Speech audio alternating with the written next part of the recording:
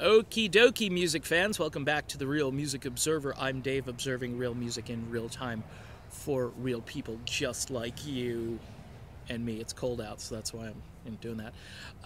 Look, the state of melodic rock in the year 2017 in the United States of America, it's bad. It's bad. You know how I know it's bad is because people are so set in their ways, musically speaking. If you're about my age and you went through some of the same experiences where in the early 1990s you more or less fell off the musical truck, the turnip truck I like to call it, and you're sitting there on the ground and you got your Journey albums and your Foreigner and your Styx and your REO Speedwagon. You're looking up and people are force feeding you. They got this nasty spoonful of like Nirvana and all these other bands that you're supposed to drink, and you're like, ugh, it was shock. It was a shock to your system. Because prior to that, for the most part, other than some garage bands from the 60s and the 80s and mixed about, and I would say the garage bands were at least trying to formulate a melodic hook here and there. These other bands completely just trashed the entire paradigm. And you're sitting there going, do I have to be spoon-fed this? And since then, what corporate radio and corporate media have done, they've pretty much just told you what you can listen to. And they don't really give you, the algorithms don't give you a lot of choices.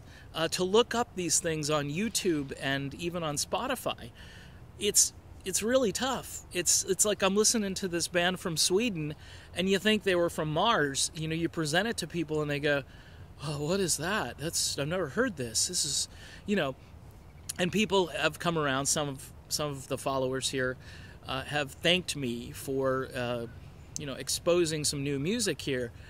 And what I try to do is find stuff that sounds like the stuff they're already familiar with, or stuff that's not too far removed from that. And I just think it's weird how since that time, since the early 1990s, music, for the most part, unless you're just digging it yourself and maybe you got a Sirius, I don't have XM. People tell me that there are really cool stations on that, and you can more or less get a genre in there that you really like. But the problem is, collectively, we used to all experience radio together. Terrestrial radio would go out and play these songs, and even though there was so much in the way of sort of wheeling and dealing and bargaining as far as what became a hit, no matter what decade you're in, because you can listen to the 10 songs on an album, or 12 or how many, and you could say, how come this song wasn't released as a single? I see that commentary all the time on YouTube, like, man, this tune should have been a hit. But people are conditioned. You hear the same song over and over again, and it becomes ingrained. And then you tend to know all the hooks and all the nuances of the song and the lyrics and so forth, and it becomes just more of a hit because you've heard it so many times. The idea of top 40 back in the day, and I'm sure it's still going on, is that you pound that song into the ground where it becomes part of your life when that song was released. You know, hey, December 1963, oh, what a night. You remember they played the song a million times, and it was, the summer of like 75 or something like that, and you heard it, and it was just part of your DNA and your culture at that moment. That kind of experience, especially for folks my age, it's completely out the window. You have to go out and buy an album and just play it yourself a million times and say, yeah, I remember in 2017 when I bought that new Overland CD or bought that Shadow Man CD that nobody else is listening to. And maybe you put it on a compilation with other songs. You made your own homemade disc out of it. And it was the best of 2017, which, by the way, I do stuff like that. I'm a little weird. I drive down the road listening to kind of like my own decade or days or whatever, samplers from whatever month I'm in. And I go, oh, this album came out back then. I was really pounding that CD into the ground at the time. But isn't it weird? I can't shop the music to anybody. Everybody goes, oh yeah, let's hear about Steve Perry's Hangnail. Let's hear about, you know, what happened to Neil Sean today. I mean, those are all interesting topics, and they get a lot of views, and I appreciate those views. And I'm not biting the hand that sort of feeds me here. But it is kind of weird how America, whereas other countries, by the way, they love all of the stuff that I like. And it's not that I want to move, but I'd like to try to bring that back to the USA.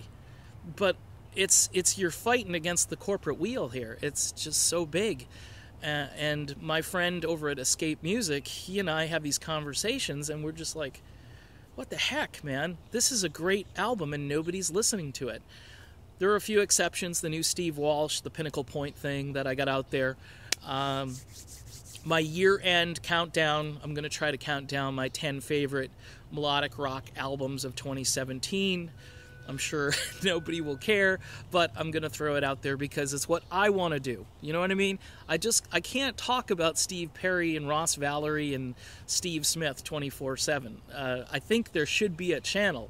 Somebody would be smart to start the All Journey channel. I'm giving you that idea. You can take it and just give me some credit for it.